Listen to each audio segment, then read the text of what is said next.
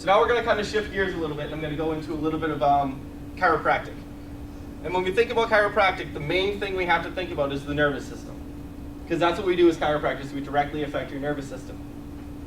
And the one story that always sticks out in my mind when I think about this is my aha moment, is what I like to call it, the moment that I actually got it. As I was going through school, they kind of teach you, oh, it hurts here, adjust here, they're good.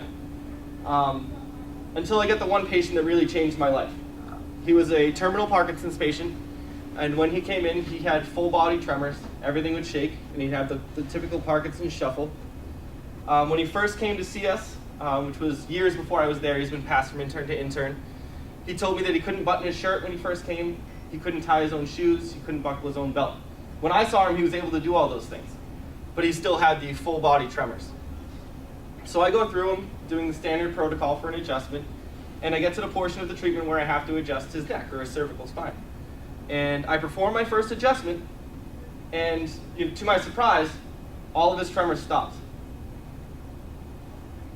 And then they slowly started coming back about 45 seconds later, until he's back to full tremors the way he was before. So I continued, and I went on and I did the other side, and I adjusted his cervical spine again, and his tremors stopped completely. Arms, legs, everything stopped. Then they slowly came back about 45 seconds later. That's the most peace that man gets all day, every night. His tremors never stop. And when you adjust his cervical spine, his tremors stopped. That was my aha moment. It was not about the pain. It was about directly affecting his nervous system. Parkinsonian tremors are directly related to the nervous system. And when I adjusted his neck, they stopped. And from then on out, I told myself that it's not about the pain, it's about the nervous system. It's about the nervous system functioning properly and optimally. And that relates directly to weight loss because your nervous system controls all of your hormones. It controls every process that happens in your body. It controls the way you perceive the world, the way you adapt to the world, the way you move, the way you digest, the way your heart beats. It controls everything. So that's my little story about why chiropractic means the nervous system to me. Some general principles of chiropractic is that we believe the body has an innate intelligence to heal itself. It is self-regulating and self-healing. If I cut my hand, it'll heal. If I'm dead, I have all the same parts, but you cut my hand, it's not going to heal. That's because you're alive and your body has a self-healing, self-regulating property about it. Symptoms.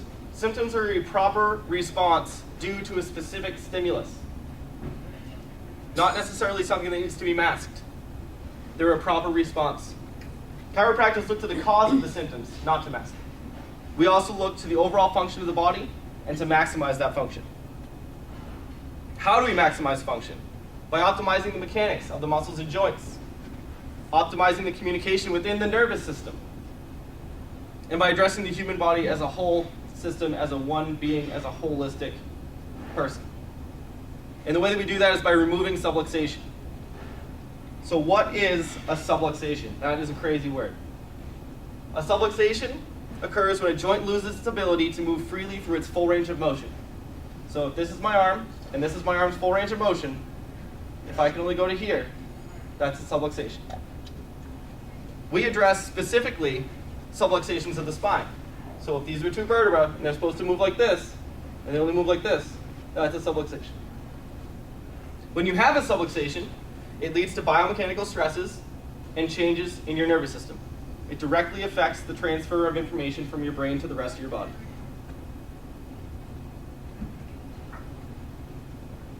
Uneven and improper stresses cause inflammation, which can also cause an interruption of nerve flow from your brain to the rest of your body. It results in an activation of your body's stress response, which can be directly related to weight gain.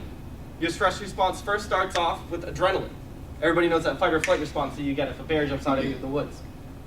But the world that we live in, we're stressed all the time. So we don't have that initial adrenaline hit constantly. Once your adrenaline runs out, cortisol pops up. That's your second backup stress hormone. And I'm sure everybody's heard about cortisone in the news. That gives you truncal obesity. So your stress response is directly related to weight gain.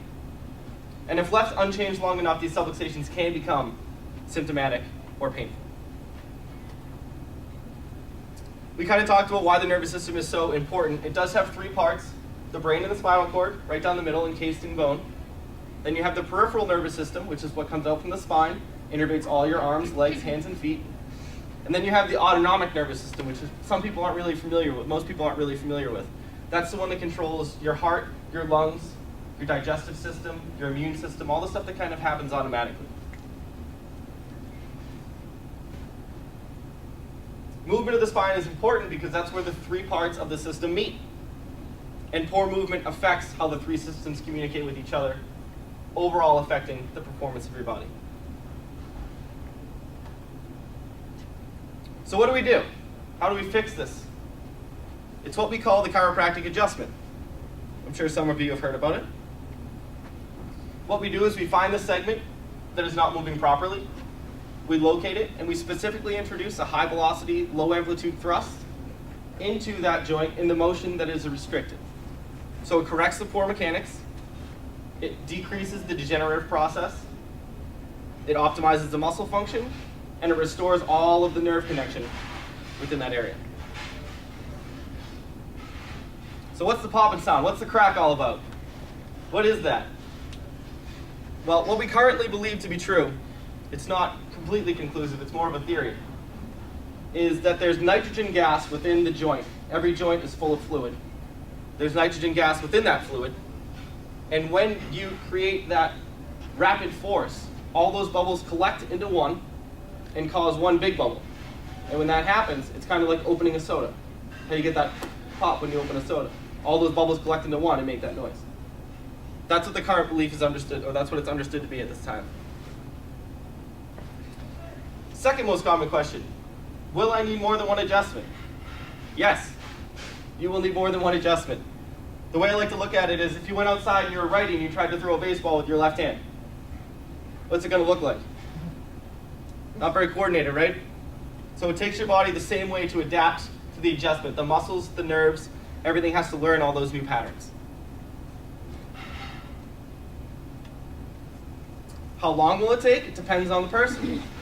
How long you've had the patterns that you have, what you're doing to correct them, your activities during the day, and how compliant you are with the recommendations we give you with your lifestyle changes.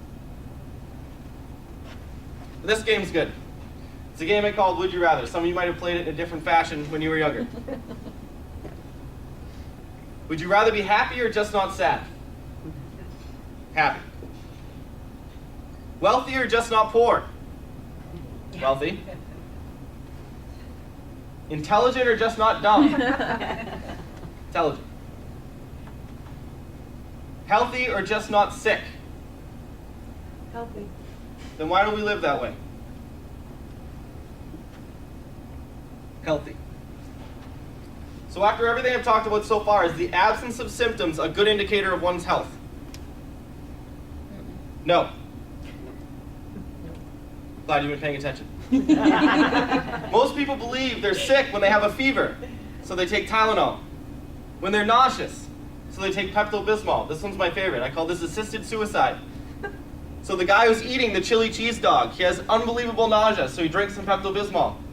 His body is so violently rejecting this food that he assists killing himself by taking Pepto-Bismol. Headaches, so they take Advil. Diarrhea, so you take an antidiuretic. These are all proper symptoms due to a stimulus. A healthy response doesn't necessarily address the problem. If the guy, say the guy had a bleeding ulcer and he was taking the Pepto-Bismol, is that really treating his bleeding ulcer? No, it's masking his symptoms. Often masking the symptoms can delay treatment, leading to a more severe problem. So this kind of wraps it up. This is the wrap-up slide for symptoms. Is it possible? It is possible to be sick in the absence of symptoms. It's possible to have poor function in the absence of symptoms. And most importantly, it is possible to be healthy in the presence of significant symptoms. It's what your body does. So what is disease? Everybody hears this word thrown around all the time. Disease. The inability of the body to comprehend and react. That's complete nervous system function right there. Comprehend and react. Can't happen without the nervous system. To its environment, which leads to a maladaptive state, and this is the sole cause of disease. A disease is not a thing. You can't hold a disease in your hand. You can't hold diabetes in your hand. All a disease is a cell that's been put into an environment and has been made to maladapt to its environment. That's all a disease is. The only cure is to remove that stress or that environment on that cell. And that is the only way to cure disease. Those stresses can be physical, as if you fell down or got in a car accident. They can be chemical, which is what most of us experience every day, whether it be in our environment, what we inhale, what's around us, noise, what we ingest mostly. That would be the chemical stresses. Or emotional. How many people have had a rough day and came home and been like, I can feel it right here? That is emotional stress on your nervous system. So wouldn't it be best to prevent these before they became symptomatic? If only there was a way that we could tell where they are. That's the way right there. It's called the inside subluxation station. And what it does is it detects where there is nervous system dysfunction within your spine, whether it's asymptomatic or symptomatic. We prefer to get you before you're symptomatic. The first thing we would do is we would run the thermography screening on you. And what that does is it tells you the difference between the temperature side to side in the spine. The reason that that's important is because the capillaries in your spine that are giving off the heat are controlled by your autonomic nervous system. So if they're all controlled by the same system, logic would tell you they should be the same side to side. Well, 9 times out of 10, they're not. And there are specific grades of how far apart they can be and can't be. And that's how we determine where there's specific nervous system dysfunction within your autonomic nervous system.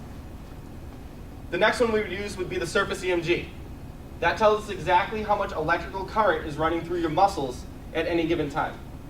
So we would scan right up and down the muscles next to the spine, and that would tell you how much energy you're expending just to keep yourself in an upright posture. And it would also tell you how well your brain is communicating with the rest of your body via muscles.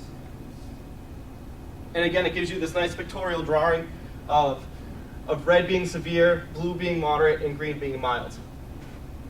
And after you do the rescan after a few visits, you can see the improvement that you're making. So most people determine whether or not treatment worked if their symptoms go away. But with this, we can show you objectively that your nervous system is getting better when you have no symptoms. It was actually created by NASA and just released to the public not too long ago. It is space certified, so it's not kind of some hocus pocus. It's been put through the rigors. It's a very good piece of equipment. So what is health? This is one of my favorite definitions. It's by Dorland's Medical Dictionary. A state of optimal physical, mental, and social well-being, not merely the absence of disease and infirmity. Optimal is the key word in that sentence. So in conclusion, a good diet, exercise, positive mental attitude, along with chiropractic care, can optimize your body's potential. That's kind of a recap of everything that we've talked about today. So improve your performance and experience life to the fullest. That's it for me. Thank you guys. Appreciate it.